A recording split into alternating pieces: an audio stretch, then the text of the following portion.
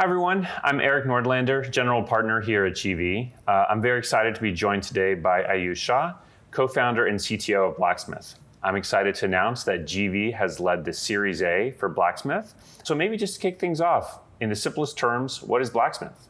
In simple terms, Blacksmith is a cloud provider for CI workloads. We help our customers build, test, and deploy their code without any management overhead, substantially faster and cheaper than a hyperscaler like AWS, and especially with much stronger observability. Whenever a software engineer is merging new code into the code base, they need to test it and they need to integrate it with the rest of the code base to make sure that it runs, and then they need to build it before pushing it out to production. That's a very different workload than most of the other jobs out there, and you guys have made a different decision in terms of your infrastructure and how to use it. Can you talk a little bit about that? We've decided to not build on a hyperscaler like AWS. We maintain our own fleet of bare metal machines that we virtualize over. And it sort of boils down to two main factors. One of them being provisioning times, being able to end-to-end control the experience. And the second one is about forced bundling. When it comes to provisioning times, I think it's important to understand the shape of a large company's CI workload.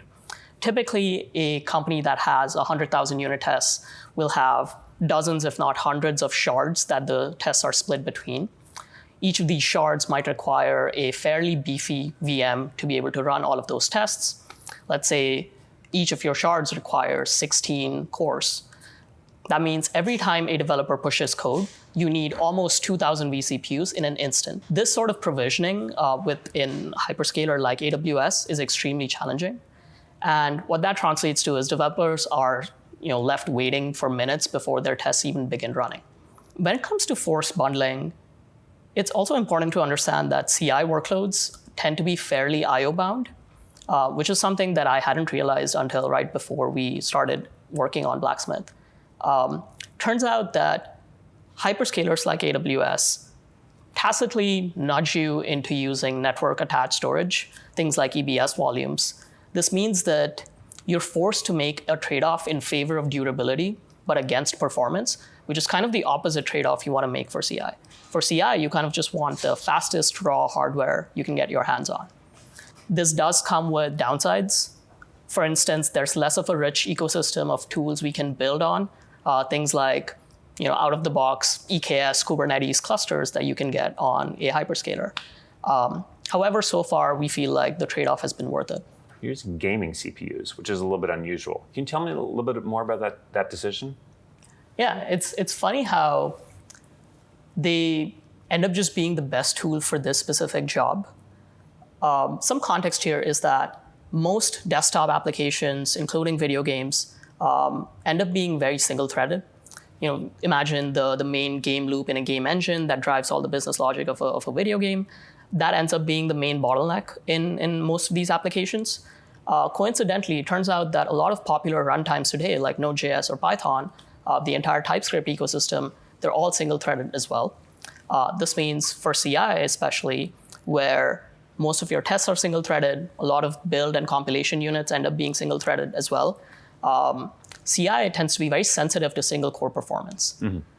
And this is one of the upsides of being able to run our own hardware, that we can dictate the exact shape of our fleet. We're not at the behest of a bigger hyperscaler that has to optimize for production workloads, which has different trade-offs. And while there are downsides to running our own fleet, like we have to acquire our own hardware, we have to acquire expertise in data center networking to an extent. We feel like this decision directly translates into a much higher quality product for our customers. Maybe let's dive in a little bit more into some of the architecture choices that you've made because of this unique workload that you're on. Tell me a little bit about how you're using MicroVMs to help build these jobs. I think the thing to note here is that because we're running untrusted workloads on behalf of our customers, containers, things like Docker, aren't enough of an isolation boundary, because containers in some sense are just namespaced processes. They're still sharing the same operating system kernel with the host machine. Container breakouts happen. These vulnerabilities have been discovered time and time again. However, with MicroVMs, each customer's job gets its own isolated VM with its own kernel. And there's effectively no way to break that sandbox. The other side of this trade-off is that previously you wouldn't be able to make this decision because full VMs were way too bloated. They were too slow to boot. MicroVMs have sort of eliminated almost any downside that existed with full VMs before. And they've done so in like a lot of creative ways.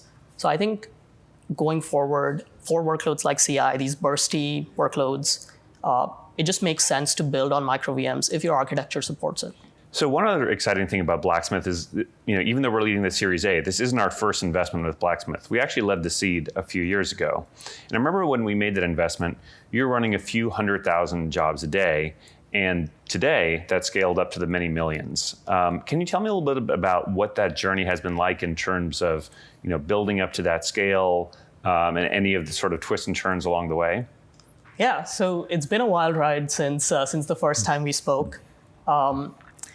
The thing about scale is that often things that are minor paper cuts that you can't afford to fix right now inevitably turn into massive fires at some point, and we've had our fair share of those. However, the multi-tenant system that we're running actually gets better with scale. It's one of those counterintuitive things where scale actually improves our system for everyone. The intuition there is with more scale, as we add more customers, our average utilization keeps getting closer and closer to our peaks because the probability that customers are going to push jobs at the same exact time just keeps going down. This means, at least from a utilization perspective, it's one of these areas where getting to a bigger scale helps. It helps with things like capacity planning, for example, which just hard at smaller scales, but gets easier as you add more customers. And speaking of scale, obviously one of the biggest changes that's happened over the last few years is just the amount of code that's been created by AI. And obviously that directly impacts you because the more code that gets created, the more code has to be tested, integrated, and then deployed. So can you talk a little bit about how you and the Blacksmith team have felt the impact of AI code gen? So a wild stat about our existing customers is that even not accounting for customer growth, our existing customers are pushing 60% more code quarter over quarter. And that's just over the last 3 quarters. So we're seeing as these teams adopt coding agents and AI code gen tools, they're writing a lot more code, they're writing a lot more tests. Turns out these coding agents are a lot more effective when you have a high quality test harness that they can validate their changes against. And we're definitely seeing impacts of that. CI has gone from only starting to be a problem when you get to 100 engineers to now being a real pain point for teams as small as 12 engineers. I think one surprising thing that we learned as part of this wave is, turns out CI also makes for a very effective feedback oracle for these coding agents. Things like Devin or Claude Code just use CI as their validation loop in order to know whether their change that was delegated to them is actually even correct, which was quite an interesting consequence of the current wave. And obviously one thing that some of the viewers may know, but maybe not all of them, is that even if you're using cutting edge LLMs like Claude Code or others, that doesn't necessarily improve the speed of the code that gets compiled or deployed. So you still need something like Blacksmith, no matter what LLM you're using. Yeah, and I believe the next frontier for a lot of these models is going to be at least partly on speed. We've seen these models get substantially smarter over the last 12 months. They're going to continue to get smarter, but I think the next frontier will be speed. In addition to all the hard work that you guys are doing around accelerating CI, you're now starting to add more analytics and observability on top of that. Can you talk a little bit about some of the other new product offerings that Blacksmith is working on? Yeah, so a big part of this launch is the suite of observability features that we're announcing with our Series A. The core motivation or the genesis behind this was we kept hearing testing as effectively the biggest pain point that developers at growing teams face, both in terms of just the regression in test runtimes that just bloat up over time, but also in terms of flaky tests. And it kind of makes sense. If you have a large code base with 100,000 unit tests, even an average flakiness rate of 0.1% means that entire test suite is never going to pass in one shot. That sort of having to rerun tests again and again really draws on productivity at larger teams. And flaky tests also happen to be extremely painful to fix.